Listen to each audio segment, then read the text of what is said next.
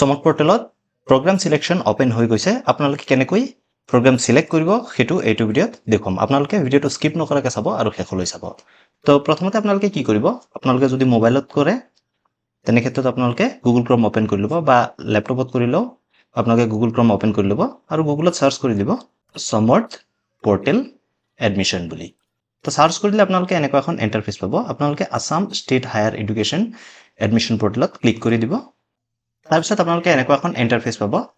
ইয়াত আপোনাৰ registered email ID দি দিব বা ৰেজিষ্ট্ৰেচন নাম্বাৰটো দিব আৰু পাসওয়াৰ্ডটো দি ক্যাপচাটো ইয়াত ভৰাই লগইনত ক্লিক কৰি দিব লগইনত ক্লিক কৰি দিলে প্ৰথমতে আপোনালোকে কি পাব এনেকুৱা দুটা অপচন পাব অনলাইন আৰু ক্যাশ তো ইয়াত কৈছে কি যে আপোনালোকে যেতিয়া এডমিশন লব যাব যেতিয়া আপোনালোকে এডমিশনৰ অফাৰ পাব অনলাইনৰ থ্ৰু দি পে কৰিব নে ক্যাশ দি পে কৰিব যদি আপোনালোকে ভাবে যে আপোনালোকে যেতিয়া এডমিশন অফাৰ পাব তেতিয়া যি কলেজৰ ফি হয় সেইটো আপোনালোকে অনলাইনত পে কৰিব তেনে ক্ষেত্ৰত আপোনালোকে অনলাইন সিলেক্ট কৰিব অনলাইনত আপোনালোকে ইউপিআই দিও কৰিব পাৰে বা ইউপিআই কিউআৰ দিও কৰিব পাৰে নেট বেংকিং দিও কৰিব পাৰে ক্ৰেডিট কাৰ্ড ডেবিট কাৰ্ড দিও কৰিব পাৰে আৰু যদি ভাবে যে আপোনালোকৰ যেতিয়া এডমিশন অফাৰ আহিব আপোনালোকে কলেজত গৈ ক্যাশ দি এডমিশন লব তেনে ক্ষেত্ৰত আপোনালোকে এই ক্যাশ সিলেক্ট কৰিব তাৰ পিছত আপোনালোকে সেভত ক্লিক কৰি দিব তো মই যেহেতু ক্যাশ দি কৰিম সেহে ক্যাশ সিলেক্ট কৰি দিলো আৰু সেভত ক্লিক কৰি দিম আপোনালোকে যদি ভাবে যে আপোনালোকে অনলাইনত কৰিব তেনে ক্ষেত্ৰত আপোনালোকে অনলাইন সিলেক্ট কৰি লব তাৰ পিছত সেভত ক্লিক কৰি দিব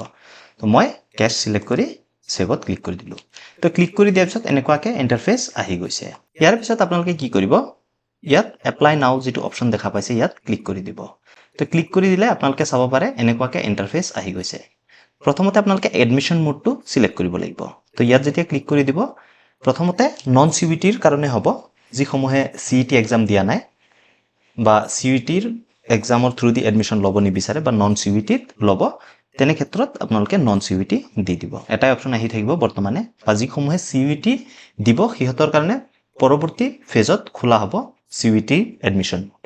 তো বৰ্তমানে নন সিইটি সিলেক্ট কৰি দিব তাৰ পিছত ইউনিভাৰ্সিটি আপোনালোকে সিলেক্ট কৰিব ইয়াত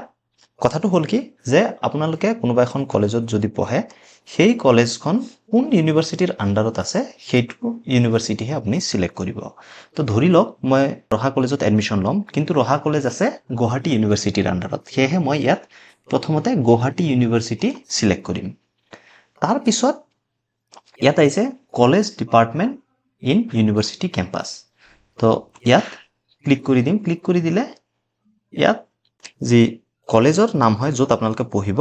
সেই কলেজৰ নাম সাৰ্চ কৰি দিব সাৰ্চ কৰি দিলে ইয়াত আপোনালোকে চাব পাৰে যে ৰহা কলেজ আহি গৈছে তো ৰহা কলেজ সিলেক্ট কৰি দিলো আপোনালোকৰ নিজৰ কলেজ আপোনালোকে সিলেক্ট কৰিব এই ইউনিভাৰ্সিটি সেকশনটোত আপোনালোকৰ কলেজখন কোন ইউনিভাৰ্সিটিৰ আন্ডাৰত আছে হেতুহে ইয়াত ইউনিভাৰ্সিটি সেকশনত সিলেক্ট কৰিব আৰু কলেজ বা ডিপাৰ্টমেন্ট যেটো অপচন দেখা পাইছে ইয়াত আপোনালোকে সেই ইউনিভাৰ্সিটিৰ যোনখন কলেজত আপোনালোকে পঢ়িব সেই কলেজ ইয়াত সিলেক্ট কৰিব তাৰে পিছত আপোনালোকে কি কৰিব তললৈ যাব প্ৰগ্ৰাম লেভেল তো ইয়াত কি কৰিব আপোনালোকে ক্লিক কৰি দিলে আপুনি কোনটো লেভেলৰ প্ৰগ্ৰামত এনৰোল হ'ব অৰ্থাৎ আপোনালোকে কিহত এডমিশন ল'ব তো যেহেতু আপোনালোকে ব্যাচেলৰ ডিগ্ৰীৰ কাৰণে এডমিশন ল'ব অৰ্থাৎ ইউজি কোৰ্সৰ কাৰণে তেনে ক্ষেত্ৰত আপোনালোকে ব্যাচেলৰ সিলেক্ট কৰি দিব ইয়াৰ পিছত স্কিম টাইপ ইয়াত কি স্কিম হ'ব ক্লিক কৰি দিলে আপোনালোকে চাব পাৰে যে এনইপি নেশনাল এডুকেশ্যন পলিসি স্ট্ৰীম আৰু national education policy discipline specific তো যদি আপনি স্ট্ৰীম ক্লিক কৰে স্ট্ৰীম ক্লিক কৰিলে আপোনালোকে ইয়াত বিএ বিকম আৰু বিএসসি পাব আৰু যদি আপোনালোকে নন ডিসিপ্লিন স্পেসিফিক সিলেক্ট কৰে তেনে ক্ষেত্ৰত আপোনালোকৰ কলেজত যদি তেনেকুৱা কোৰ্স আছে আহি যাব তো মই স্ট্ৰীমত সিলেক্ট কৰিম অৰ্থাৎ বিএসসিত এডমিশন লম তো তেনে ক্ষেত্ৰত মই ব্যাচেলৰ অফ সায়েন্স টো সিলেক্ট কৰি দিলো তো ইমানখিনি কৰি দিয়াৰ পিছত তলত ইয়াত চেক বক্স দেখা পাব ইয়াত ক্লিক কৰি দিব ক্লিক কৰি দি আপুনি প্ৰসিডত ক্লিক কৰি দিব তো প্ৰসিডত ক্লিক কৰি দিলে এনেকুৱা ইন্টাৰফেস পাব অৰ্থাৎ আপুনি যদি মেজৰ ল'ব বিচাৰে তেনে ক্ষেত্ৰত আপোনালোকে ওপৰটো ক্লিক কৰিব আৰু যদি আপোনালোকে মেজৰ ল'ব নিবিচাৰে অকল জেনাৰেল কোৰ্স কৰিব বিচাৰে তেনে ক্ষেত্ৰত আপোনালোকে 2 মাইনৰ সিলেক্ট কৰি দিব ইয়াত খেলিমেলি নকৰিব আপোনালোকে যদি আপোনালোকে মেজৰ ল'ব বিচাৰে তেনে ক্ষেত্ৰত ওপৰটো সিলেক্ট কৰিব অৰ্থাৎ 1 মেজৰ 1 মাইনৰ আৰু যদি আপোনালোকে জেনাৰেল কোৰ্স কৰিব বিচাৰে মেজৰ ল'ব নিবিচাৰে তেনে ক্ষেত্ৰত 2 মাইনৰ সিলেক্ট কৰি দিব তো সিলেক্ট কৰি দিয়াৰ পিছত আপোনালোকে এনেকুৱাকে গ্ৰুপ পাব তো গ্ৰুপটো আপোনালোকে সিলেক্ট কৰি লোৱাৰ পিছত কোনটো গ্ৰুপৰ পৰা আপুনি সাবজেক্টটো বাছিব তো ইয়াৰ পৰা ধৰি লওক আপুনি সায়েন্স বায়োলজিক্যাল গ্ৰুপৰ পৰা আপুনি সিলেক্ট কৰিব বা এন্থ্ৰোপলজি তেতিয়া ক্লিক কৰি দিলে ক্লিক কৰি দিয়াৰ পিছত সাবজেক্ট 1 টো ইয়াৰ ভিতৰত যদি আপুনি বটানি লয় বটানি সিলেক্ট কৰিব জুলজি ললে জুলজি সিলেক্ট কৰিব বা এন্থ্ৰোপলজি ললে এন্থ্ৰোপলজি সিলেক্ট কৰিব আপোনালোকৰ কলেজত যিমানখিনি কোৰ্স আছে সেইকিটা ইয়াত আহি যাব যোনখন কলেজত আপোনালোকে এডমিশন ল'ব বিচাৰে সেই কলেজৰ ওপৰত ভিত্তি কৰি ইয়াত কোৰ্সৰ নামসমূহ আহিব আপোনালোকৰ যদি সাবজেক্টটো ইয়াত পোৱা নাই তেনে ক্ষেত্ৰত আপোনালোকে ইয়াত গ্ৰুপটো চেঞ্জ কৰি দিব ধৰি লওক আপুনি ফিজিক্যাল সায়েন্সত ফিজিক্স ল'ব বিচাৰে তেনে ক্ষেত্ৰত আপুনি ফিজিক্যাল সায়েন্সত গৈ ইয়াত যেতিয়া ক্লিক কৰিব সাবজেক্ট 1 আহি যাব আপোনালোকে চাব পাৰে ফিজিক্স কেমিষ্ট্ৰি ম্যাথমেটিক্স আহি গৈছে তো মই যেহেতু বটানিত লম সাবজেক্ট 1 তো মই বটানি সিলেক্ট কৰি দিলো ইয়াত সাবজেক্ট 1 যেটো হ'ব হেতু কিন্তু মেজৰ হ'ব যদি আপুনি 1 মেজৰ 1 মাইনৰ সিলেক্ট কৰিছে আৰু যদি 2 মাইনৰ সিলেক্ট কৰে তেনে ক্ষেত্ৰত কিন্তু দুইটা সাবজেক্টে জেনাৰেল কোৰ্সৰ কাৰণে হ'ব যদি আপুনি 1 মেজৰ 1 মাইনৰ দিয়ে তেনে ক্ষেত্ৰত প্ৰথম সাবজেক্টটো সদায় মেজৰৰ কাৰণে হ'ব মই বটানিত মেজৰৰ কাৰণে আবেদন কৰি আছো তো মই বটানি সিলেক্ট কৰি দিলো এতিয়া দ্বিতীয় সাবজেক্টটো মই কি সিলেক্ট কৰিম এটা মাইনৰ হ'ব বা জেনাৰেল সাবজেক্ট হ'ব কিহে মই ইয়াৰ পৰা আকৌ বাছি লম যে বায়োলজিক্যাল সায়েন্স এণ্ড এন্থ্ৰোপলজি তো এতিয়া ধৰি লওক মই সাবজেক্ট 2 টো জুলজি লম তো ইয়াৰ পৰা জুলজি বাছি দিম বাছি দিয়াৰ পিছত প্ৰসিডত ক্লিক কৰি দিম ইয়াত এটা কথা কৈছে যে আপোনালোকে সেম গ্ৰুপৰ পৰা দুটা সাবজেক্ট ল'ব নোৱাৰিব আপোনালোকে যদি ইয়াত বটানি লৈছে তেনে ক্ষেত্ৰত আপোনালোকে বেলেগ এটা গ্ৰুপৰ পৰা ল'ব লাগিব ধৰি লওক যদি মই কেমিষ্ট্ৰি ল'ব বিচাৰো তেনে ক্ষেত্ৰত ইয়াৰ পৰা ফিজিক্যাল সায়েন্স সিলেক্ট কৰি কেমিষ্ট্ৰি সিলেক্ট কৰি দিলো প্ৰসিডত ক্লিক কৰি দিম তো আপোনালোকে চাব পাৰে যে মই দুটা কোৰ্স সিলেক্ট কৰি দিলো প্ৰথম কোৰ্সটো হল বটানি অৰ্থাৎ যেটো মোৰ মেজৰ হ'ব আৰু দ্বিতীয় কোৰ্সটো কেমিষ্ট্ৰি ললো যেটো মোৰ মাইনৰ হ'ব আপোনালোকে সেম গ্ৰুপৰ পৰা পঢ়িব নোৱাৰিব অৰ্থাৎ একে গ্ৰুপৰ পৰা দুটা সাবজেক্ট আপোনালোকে ল'ব নোৱাৰিব ইয়াৰ পিছত তললৈ আহিব তললৈ আহাৰ পিছত ইয়াত নেক্সট বাটন দেখা পাব ক্লিক কৰি দিব তো ক্লিক কৰি দিলে আপোনাৰ পাৰ্সোনাল ডিটেইলছ আহি যাব যিখিনি আপোনালোকে ৰেজিষ্ট্ৰেচন কৰোতে কৰিছিলে তাৰ পিছত আপোনালোকে নেক্সটত ক্লিক কৰি দিব নেক্সটত ক্লিক কৰি দিয়াৰ পিছত ইয়াত আপোনালোকে চাব পাৰে যে ক্ৰাইটেৰিয়া দিয়া আছে যেহেতু আপুনি মেজৰ বটানি আৰু পাস কোৰ্স কেমিষ্ট্ৰিত লৈছে তেনে ক্ষেত্ৰত আপোনাৰ বায়োলজি আৰু কেমিষ্ট্ৰিটো 12ত থাকিব লাগিব তো যেহেতু মোৰ 12ত বায়োলজি আৰু কেমিষ্ট্ৰি দুইটাই আছে মই ইয়াত টিক কৰি দিম টিক কৰি দিয়াৰ পিছত তললৈ গুচি যাম তাৰ পিছত ইয়াত ক্লাস 10 ৰ পাসিং ইয়াৰটো দিব লাগিব আপুনি কিমান চনত পাস কৰিছে হেতু ইয়াৰ পৰা বাছি দিব লাগিব ধৰি লওক মই 2023 ত পাস কৰিলো ইয়াত ক্লাস 10 ৰ যি পাৰ্সেন্টেজ হয় হেতু আপোনালোকে ইয়াত দি দিব ধৰি লওক মোৰ পাৰ্সেন্টেজ ক্লাস 10 ত 62 হেতু মই দি দিলো দি দিয়াৰ পিছত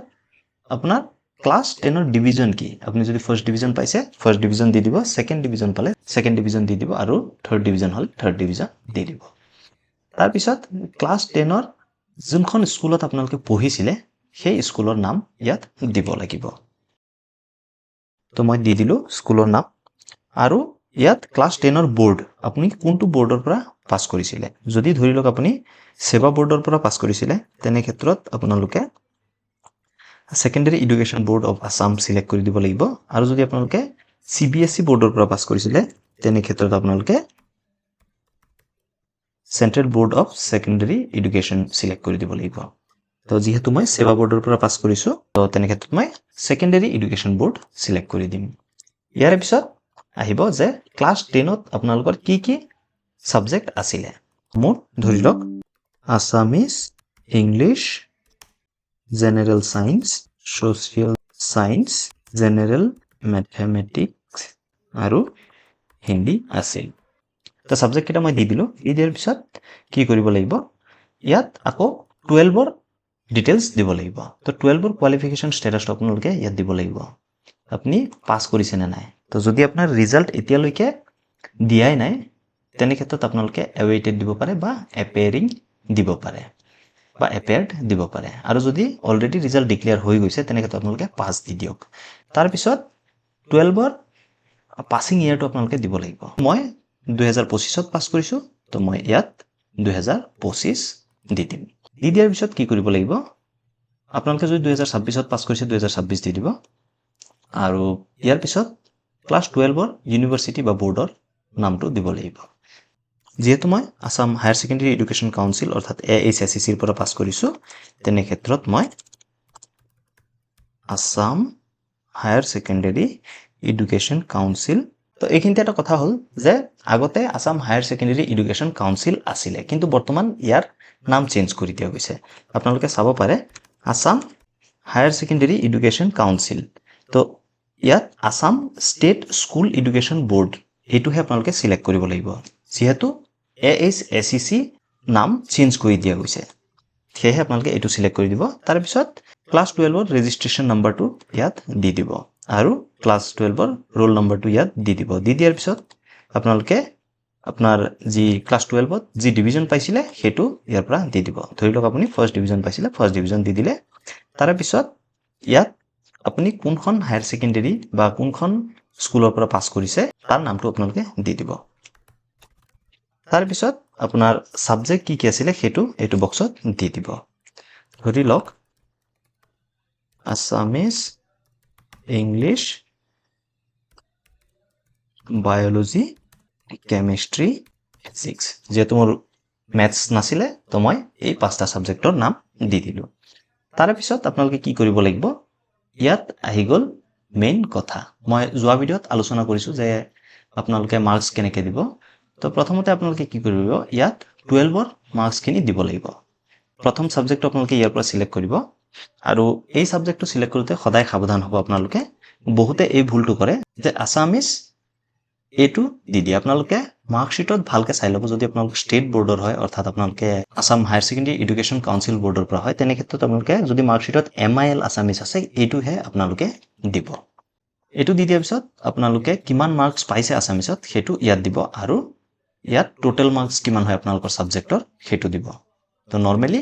100 থাকে, তো সেইটো দি দিলে। তাৰপিছত ছেকেণ্ড ছাবজেক্টটো আপোনালোকে কি কৰিব, ইয়াত ইংলিছ দি দিব। তো ইংলিছ দিওঁতে আপোনালোকে চাব ইংলিছ কোৰ বুলি থাকিব আপোনালোকৰ মাৰ্কশ্বিটত। হয়তো যদি আপোনালোকৰ কোৰ ইংলিছ আছে বা ইংলিছ কোৰ এনেকুৱাকৈ লিখা আছে, সেই ইংলিছ কোৰটো আপোনালোকে দিব। দি ইংলিছত কিমান মাৰ্কছ পাইছে সেইটো ইয়াত দিব আৰু টোটেল মাৰ্কছ ইংলিছত কিমান সেইটো আপোনালোকে দি দিব। ঠিক তেনেকৈ আপোনালোকে বাকী ছাবজেক্টকেইটাও দি দিব। বায়'লজিত যিমান পাইছোঁ সেইটো ইয়াত দি দিম। আপোনালোকৰ এডুকেশ্যন হ'ব পাৰে, হিষ্ট্ৰী হ'ব পাৰে, তো এনেকুৱাকৈ আপোনালোকে দি দিব। আপোনালোকৰ একেবাৰে 4th ছাবজেক্টটো লাষ্টত অপশ্যনত ৰাখিব। মই যিহেতু কৈছোঁ যে যদি আপোনালোকে 4th ছাবজেক্টত মেজৰ ল'ব নিবিচাৰে বা 4th ছাবজেক্টটো আপোনালোকে UGত নিবিচাৰে, তেনে ক্ষেত্ৰত 4th ছাবজেক্টটো দিয়াৰ দৰকাৰ নাই। আপোনালোকে 5টা ছাবজেক্টে দিব, যিহেতু আছাম হায়াৰ ছেকেণ্ডেৰী এডুকেশ্যন কাউন্সিলৰ মতে 5টা ছাবজেক্ট কনচিডাৰ কৰা হয়, অৰ্থাৎ টোটেল 500 মাৰ্কছৰ ভিতৰত কনচিডাৰ কৰা হয়। সেয়েহে আপোনালোকে 5টা ছাবজেক্টেই দি দিব যদি আপোনালোকে UGত সেই 4th ছাবজেক্টটো ল'ব নিবিচাৰে। যদি আপোনালোকে ল'ব বিচাৰে তেনে ক্ষেত্ৰত আপোনালোকে দি দিব পাৰে, কাৰণ কলেজত আপোনালোকৰ মাৰ্কশ্বিট আকৌ চেক কৰা যাব। তো ইয়াত মই বাকীখিনি ছাবজেক্ট দি দিওঁ। তো এতিয়া ইয়াত মাৰ্কছখিনি দি দিম। ইয়াত চাব পাৰে টোটেল মাৰ্কছ ইমান। এতিয়া যদি মই ইয়াত মাৰ্কছখিনি ভৰাই দিওঁ, পাৰ্চেণ্টেজ ইয়াত আহি যাব। তো এই মাৰ্কছখিনি ভৰাই দিয়াৰ পিছত আপোনালোকে চাব পাৰে মোৰ পাৰ্চেণ্টেজ ইয়াত আহি গৈছে। ছাবমিট কৰাৰ আগত আপোনালোকে এই বক্সটোত টিক কৰি দিব যদি গোটেইখিনি ঠিকে আছে। তাৰপিছত আপুনি ছেভ এণ্ড নেক্সটত ক্লিক কৰি দিব।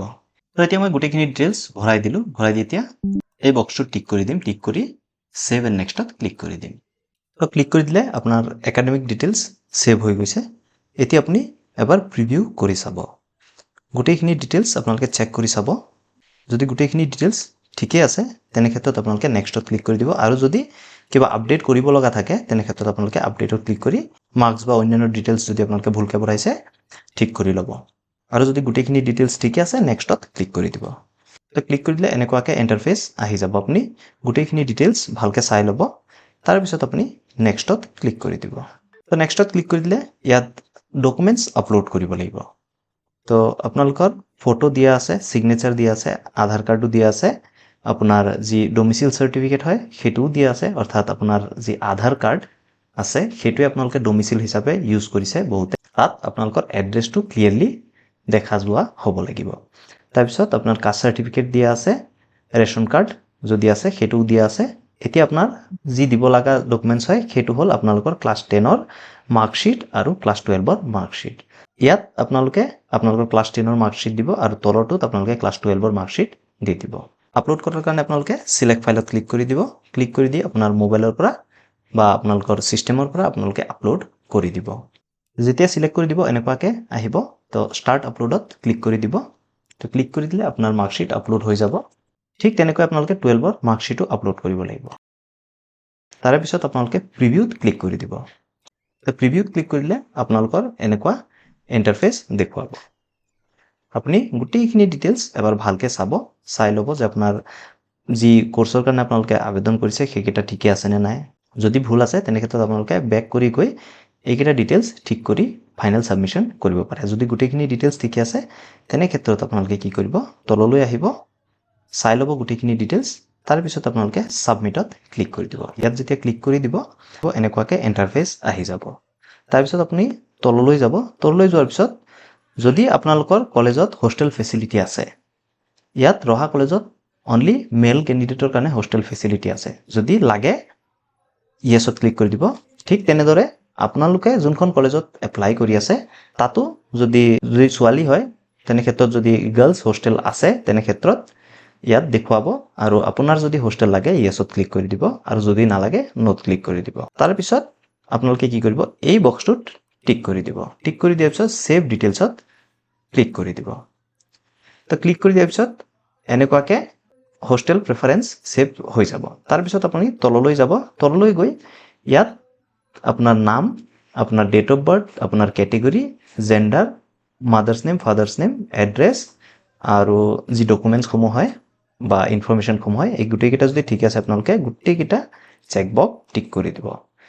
টিক কৰাৰ আগত এবাৰ ভালকে চাই ল'ব যে গুটেইখিনি ডিটেইলছ ঠিককে ভৰাইছে নে নাই গুটেইখিনি টিক কৰি দিয়াৰ পিছত এই ডিক্লাৰেশনটো টিক কৰি দিব লাগিব তাৰ পিছত আপোনালোকে যদি সিএসসিৰ পৰা কৰিছে তেনে ক্ষেত্ৰত আপোনালোকে ইয়েছত দিব আৰু যদি আপোনালোকে